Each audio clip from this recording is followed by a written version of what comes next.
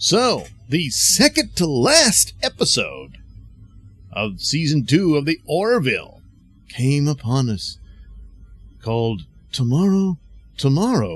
Oh, and tomorrow. Yes, it involved time travel, of course. But this was actually one of the old television show templates or story ideas they would do where you have a double. And usually it's the evil twin or something like that. But here was old material that Star Trek has covered, where you had in the original series Captain Kirk split in two, and he had his aggressive side and his softer side and all that. Then the Next Generation, a similar event happened where Riker had unwittingly been split in two, but he didn't know about it, and his other self remained trapped in this base that he was on earlier in his career, and then they find him, and he's still set where he was in that time, even though they both aged at the same time, but he still was in love with Counselor Troy and all that sort of stuff, so he set up that whole story, and that's what it ended up about. Well, here we go again with the concept of meeting yourself. And this time for Kelly, where Lamar and Isaac are working on basically a time machine for all intents and purposes. They're experimenting with it, and it just so happened that it caused a ripple in space and resulted in bringing in Kelly's 7-year younger self to the present. And so now there were two Kellys and one 7 years younger. And she's still set at the moment where Ed and Kelly had their first date. And so that creates the whole interesting thing here. And they were talking about it.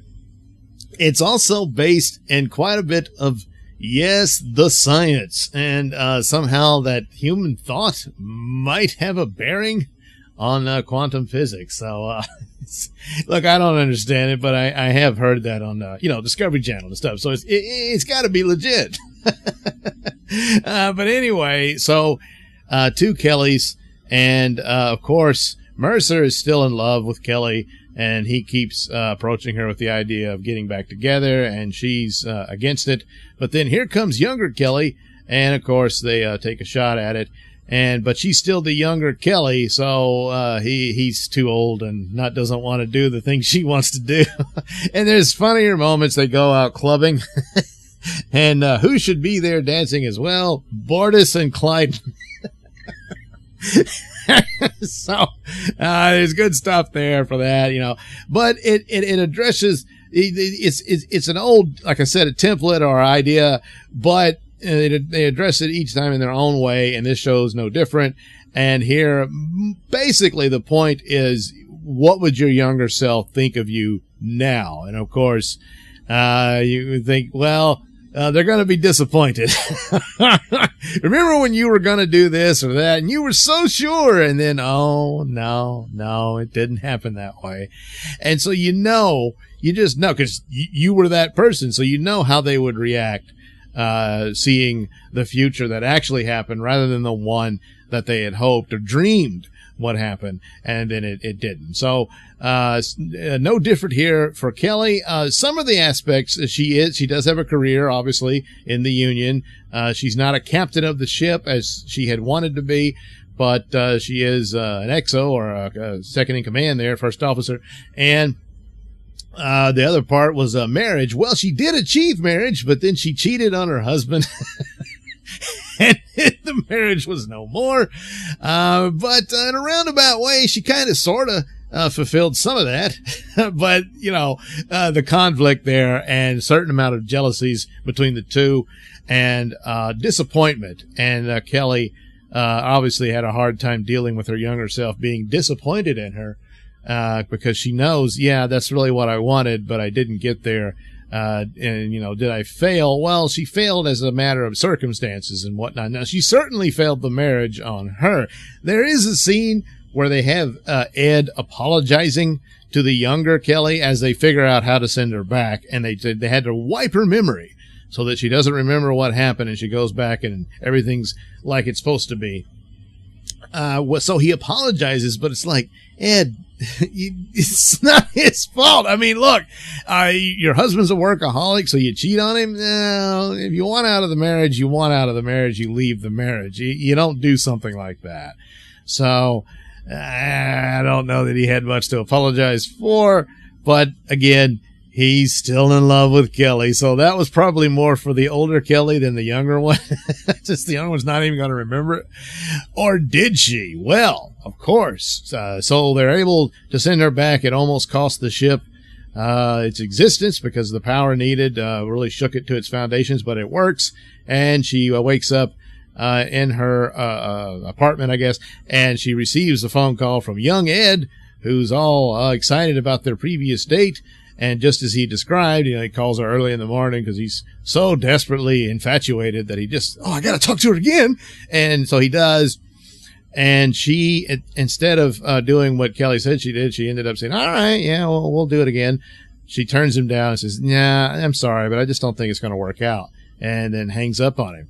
Well, this completely changes the timeline, doesn't it? Or does it give you an alternate timeline or something along those lines, which theoretically, as I understand it from watching Discovery Channel or the Science Channel, whichever, this would cause a divergent and a alternate timeline, and things would go differently where she never married Ed. But, well, as things go, and I hope to God we get a third season and we might be able to revisit this again, or maybe sooner than that. Oh, yeah. Well, we got one more show for this season. And looks like it'll be really exciting and whatnot. Probably the Kalons will make another. Oh, the Kalons were in this one. Well, their ships were. And then younger Kelly is actually able to figure out a means by which they can elude a conflict with the Kalon ships, which are far more superior.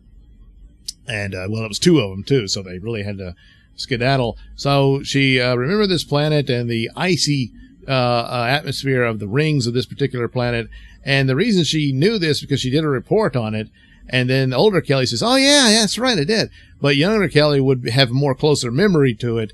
So she understood what they could do. So, there's a little clever solution there. And basically they go and they spray the ship with water and they ice up to where the Kalon ships can't detect it. As far as they're concerned, it's another block of ice floating in those rings. And so it works.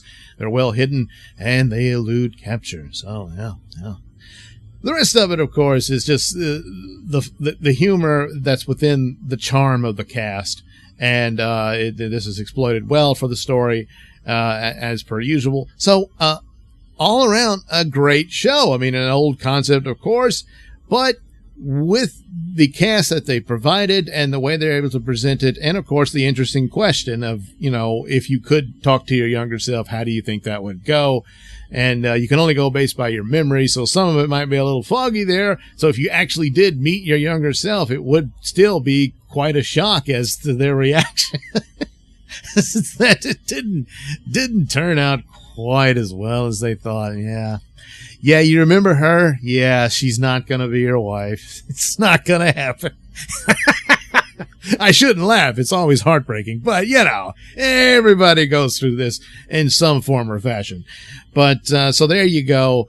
The Orville, of course, 5 stars. Again, I keep coming up with this with shows I like about the ranking because there's shows that are far superior to others, and yet they both get 5 stars. So I gotta explain it. But this one was just a solid show. It was entertaining. I didn't have any problems with it other than maybe Ed apologized too much, but then, that's a different character's choice. I would have handled it differently. But a 5-star episode, not on par with Identity or something like that, but it's 5-star in its own way. And so because they're 2 different episodes, even though they still capture the spirit and essence of Star Trek, unlike that other show that's supposed to be the real Star Trek. But, well, we know better. But I'll get to that, too, because they just wrapped up their 2nd season. And, well, yeah. They had, again, prettier special effects here and there. But this one, yeah. No, Orville is way superior in almost every aspect. Yeah, the special effects, but again, Orville shows you wasted your money on those special effects. You didn't need them. Story and performance is where it's at. Sorry, but them's the way it is. All right, thank you for watching and listening. Please like and subscribe. If you didn't like it, thanks for watching anyway. And if you've already subscribed, thank you especially, because that really warms my heart.